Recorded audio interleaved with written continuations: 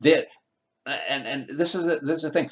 I mentioned another artist who had potential, and this is a woman that I recently met, and I was helping her with her poetry, and she, for some reason, some personal issues or whatnot, things went awry in her mind or whatnot, and she doesn't like the fact, for example, like a lot of people have said, that I'd say that my stuff is great. Well, what am I supposed to do? Lie to you just out your discomfiture, you know? And this is someone who has produced great art in another field, but a lot of people, there's this false modesty. I'm not. I don't go around. You know, if I drive to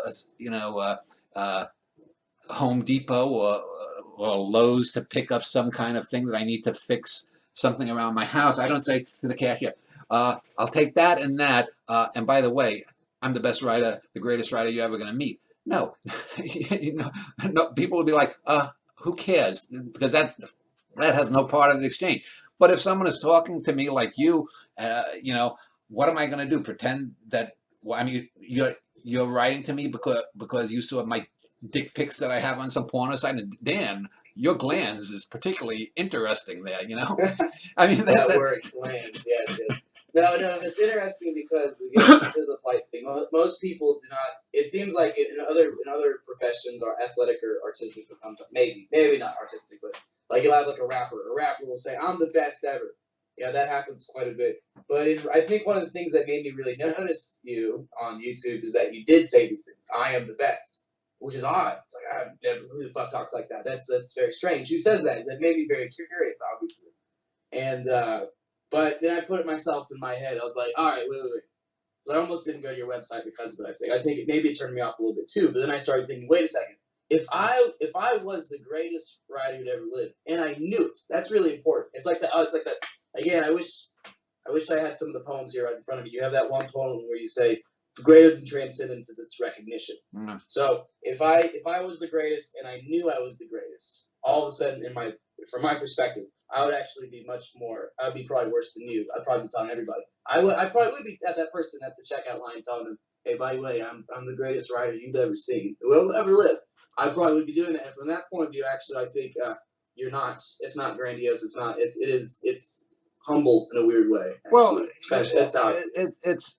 I mean, I don't even think of things in that way.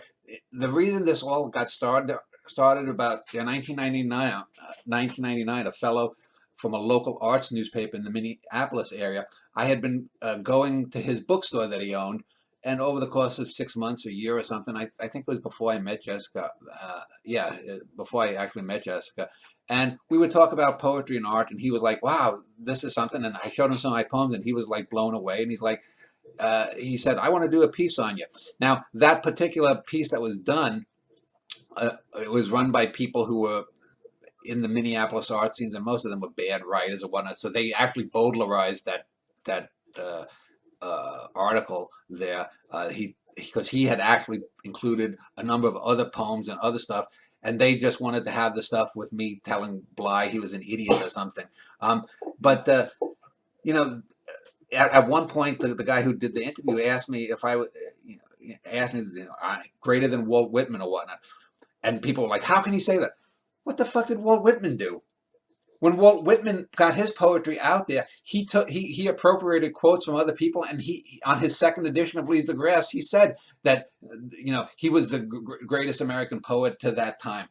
Well, and he was, and so the irony was that a guy who was ripped in his lifetime, Whitman, for boasting about his skill, now 150 years later, when I say that I was better, I'm a better poet than he was. That's something that's ridiculous. But again, it's just silly, and it doesn't bother me. It never really bothered me. But it's like, this is the way people are. You should believe in yourself. This is the politically correct thing. Believe in yourself. Know that, but don't say it. Don't say it. If I'm great at this, that, or the other thing, just know it. Don't say it. Well, if I don't say it, then how am I going to brew it or help other people become what they can be? These people, this woman I talked about, how could I help her with her poetry if I didn't say, well, I'm a great poet? Show me your stuff. I'll give. And I gave great detailed information about her stuff and was helping her. But then she has her emotional shit and she can't do it. The typical bullshit that artists do. Like I said, many people turn away from the arts for the silliest of reasons.